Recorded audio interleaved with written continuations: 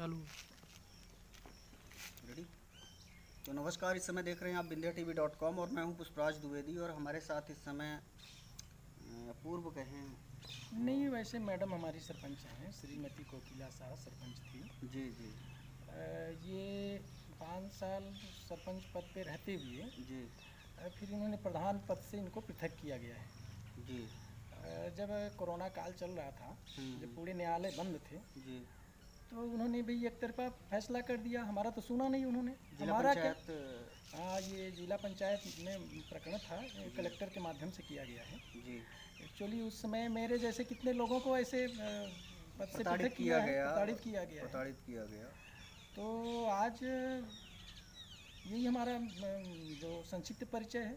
वैसे मैं वैसे आप का जानना चाहेंगे, वो तो मैडम का सरपंच हैं। आप जो पार्टी वगैरह आपने बताया। देखिए, एक्चुअली हम लोग peoples party of India democratic का हम लोग निर्माण किए हैं। जी उस पार्टी के हम प्रदेश के कार्यालय सचिव के पद का दायित्व निर्वहन कर रहे हैं। जी जी हम लोग व्यवस्था परिवर्तन के उद्देश्य से चले हैं। हम्म, व्यवस्था परिवर्तन होना चाहिए।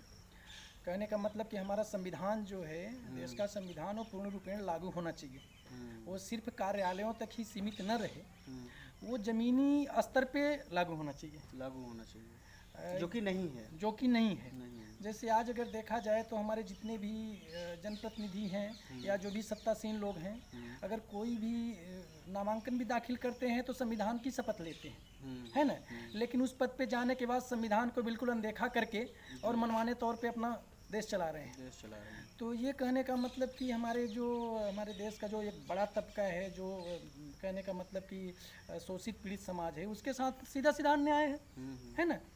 तो ये चीज़ें हैं। इस उद्देश्य से, इस व्यवस्था परिवर्तन की दृष्टि से हम लोग अपनी इस पार्टी का निर्माण हुआ है। और इस पार्टी को पूरे देश में लगभग 11 राज्यों में ये अभी कार्यालय इसके संचालित हैं। जी जी हम लोग चुनाव भी लड़े इसके, जी और यही जन जागरूकता का काम लगा रहे हैं कि भाई संविधान में हमारे हक और अधिकार हैं। जो सरकार संविधान के तहत बनती है, वही संविधान पे कुठाराघात करती है। अच्छा, वर्तमान सरकार जो है, जी, तो आपको क्या लगता है कि ये लोकतंत्र जो आप बता रहे हैं, जी, जी। तो लोकतांत्रिक व्यवस्था को नहीं मानती है या उसे नहीं फॉलो करती है? देखिए, वर्तमान सरकार से तो हम लोगों की कोई उम्मीद ही नहीं है। हाँ, चूँकि वर्तमान सरकार से कोई उम्मीद नहीं है, इसलिए इस सरकार के विषय में हम लोग बात करना उचित ही नहीं समझते। सीधा सीधा हमारा फंडा है। हाँ, क्योंकि भाई जब वो सुनेगा नहीं, तानाशाही रवैया है, तो उसका क्या क्या हम उससे बात करेंगे।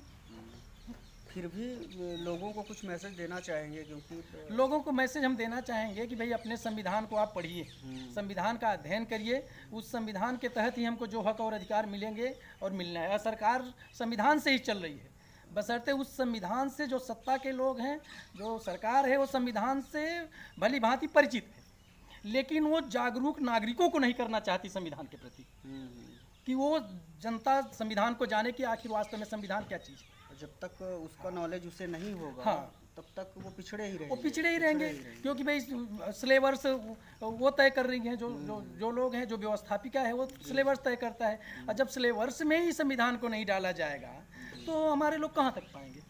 अभी देखिए, इस समय में जो शिक्षा ऋण मानी जाती है, ये कोई पर्टिकुलर एक व्यक्ति की नहीं है, ये टोटल इंसानी जीवन के लिए शिक्षा अमूल्य चीज़ है।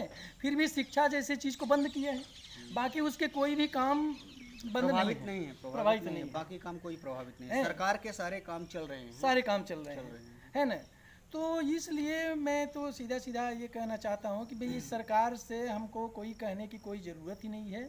हमारे जो लोग हैं, आपको अभी सरपंच साहब ये पता होगा कि दिल्ली में एक सेंट्रल विस्टा प्रोजेक्ट, जो नया प्रधानमंत्री आवास बन रहा है। हाँ, पूरे देश में इस कोरोना काल में मजदूरों को हर जगह से लाया जा रहा था इधर उधर, लेकिन वहाँ के जो मजदूर थे, हाँ, उस काम को 1 दिन या 1 घंटे के लिए भी बंद नहीं किया गया। सेंट्रल विस्टा प्रोजेक्ट का 1000 करोड़ रुपए सरकार के पास है बनाने के लिए, और बाकी चीज़ों के लिए पैसे नहीं हैं। आप जीडीपी देख रहे हैं कहाँ जा रही है। तो क्या सोचना है आपका इन विषय में? देखिए, वैसे आपको एक चीज़ मैं बताऊं, आज आप लोगों को ये भली भांति पता है, जैसे विश्व मानव सूचकांक को अगर देखा जाए तो हमारा भारत 129वें पे पिछले 18 में था, और अभी 100 क्या कहते हैं कि 33वें पावदान पे चला गया है ना। तो जो हमारे पढ़े लिखे बुद्धिजीवी लोग हैं वो उनको तो वैसे भी नहीं बताना है कि क्या सरकार कर रही है, क्या कर रही है, सही है ना। तो ये उनकी मर्जी है, वो जहाँ चाहें वहाँ करें। वो तो अभी गांव में ही अगर गांव स्तर को हम देखा जाए तो गांव में एक बहुत बढ़िया योजना चला है, क्या, मनरेगा। और उस मनरेगा में 100 दिन के लिए गारंटी है कि 100 दिन एक परिवार को मिलेगा। हमारे कहने का मतलब एक परिवार के 5 सदस्य हैं, एक आदमी को 100 दिन की रोजगार मिल जाएगा, बाकी दिनों क्या करेंगे। हमारे यहाँ नरेगा में जब मैं कार्यकाल में था, चूँकि मैं 5 साल 4 महीने पद पे रहा, 5 साल तो सरपंच पद पे मैडम रही है और 4 महीने प्रधान पद पे रही। अब आप देख सकते हैं कि जैसे पंचायती राज व्यवस्था है तो ये टोटल स्टेट के अंदर में है ना। स्टेट जैसा चाहे वैसा इसको करे। इसका पंचायत का कोई अलग से बजट भी नहीं है, इसको सरकार के स्टेट गवर्नमेंट के अनुदान पे चलती है।